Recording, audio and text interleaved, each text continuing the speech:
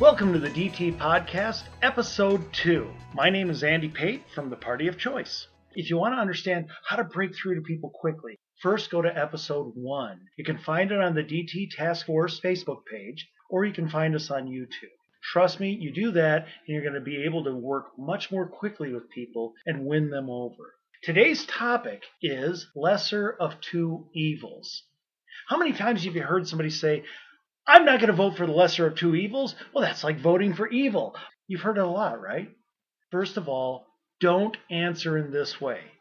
Well, Trump's not evil. Think about it, folks. I know you think the way I do. I don't think Trump's evil. You don't think he's evil. At least we don't think he's, worse than other people. But if you say Trump is not evil, you're wrong, he's not evil, what do you think is going to happen next? They've already decided he's evil, or they wouldn't even be saying no lesser of two evils. And they've decided he's evil because they have all these talking points, and they have all these articles that they can cut and paste and show you. So if you say he's not evil, they're going to cut and paste and flood you on Facebook with all these arguments, quotes taken out of context, hit piece articles, and you're going to get into a never-ending discussion. Please, we want this to happen quick. We want to cut to the chase. Lead not by telling them how great Trump is, but by telling them how great they are, by praising them for not wanting to compromise their principles. Just say this. I know you don't want to support evil. You want to restrain evil. I think that's honorable. That's what I want to do too. The question is, will voting for the lesser evil restrain evil? You don't think it will? I do. Let's talk about it. Now notice at this point, you've opened their ears rather than closed them. So now that their ears are open, what are we going to say? Well, we got to start going through our talking points. And the first one's real obvious. Number one, unless you've met a perfect candidate, then you'll never have one who isn't a lesser evil. I know. You believe Trump is worse than that. But let's first face the fact that we're grading on a curve here. No matter who we vote for, we're going to vote for some evil. Right? Number two, one of these two people, Hillary or Donald, will be president. There's a 100% chance of that. So we don't have a case here where we can choose neither and have neither happen. In this case, we can choose neither and one still will happen. And because of that, we get to point number 3, which is simple. Voting for lesser evil when one of the two is going to happen is not voting for evil, but rather it's voting to restrain evil. And that's what we're doing when we vote for Trump.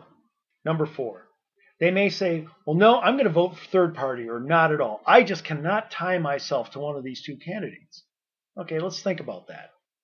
Voting third party or not at all isn't voting, it's protesting. That's mathematical fact, and we conservatives deal in fact. For instance, let's say Gary Johnson gets 8% of the vote. Does that mean he has an 8% chance of winning? No, he has a 0.00% chance of winning.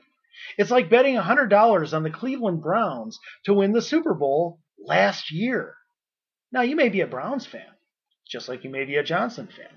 And maybe you want to make a statement for the Cleveland Browns. You love the Cleveland Browns, so you're going to put that $100 down for them to win the Super Bowl last year.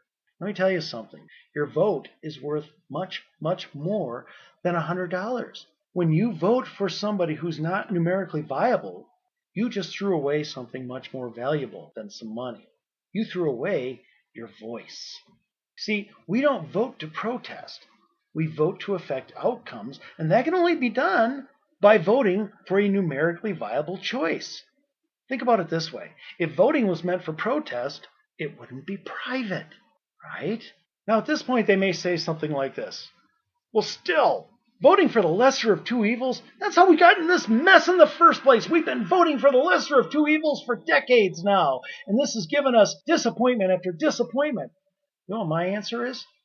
No, we didn't get here by voting for the lesser of two evils. Think about it. Had we voted for the lesser of two evils, would we have a President Obama? Of course not.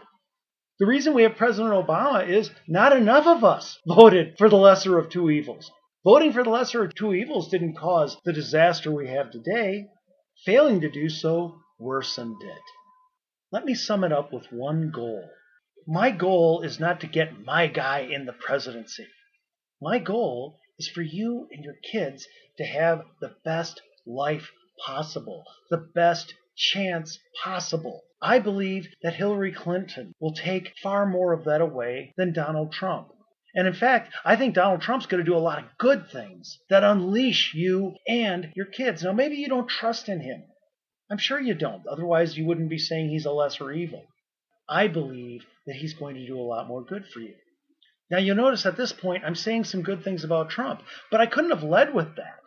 If I had led with that, we get right back into, oh yeah, well, then they post all these, hit pieces and all this, and we go nowhere. Let me close with this point. Question mark, exclamation point. Think about that. Question mark, exclamation point. Here's what I say to him. I can see you don't trust Donald Trump. That's fine. But you do know this. You know for certain that you can't trust Hillary Clinton.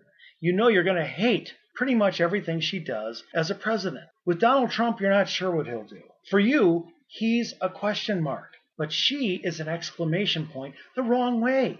Isn't a question mark better than an exclamation point? Don't you want to at least give your kids a chance? And I believe you're going to give him a great chance. I think he's going to do great things.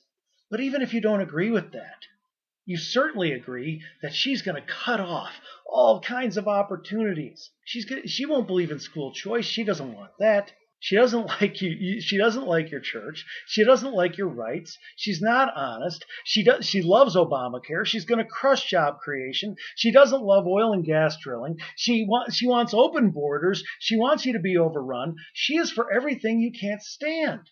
She's an exclamation point. You only have one chance to stop the exclamation point. Now, I don't think he's a question mark, but you do.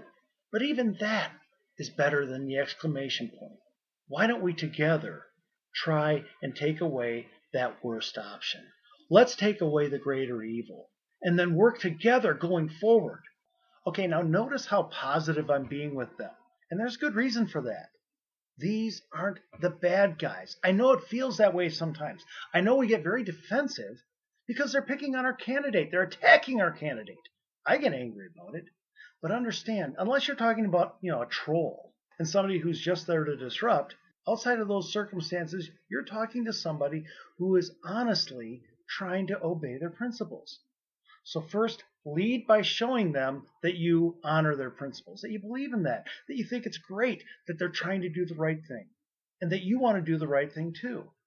Then work through your talking points. Show them piece by piece how voting for Donald Trump is doing the right thing, because even though you don't think he's evil, they do, but voting for the lesser evil will make a greater America for them and their kids.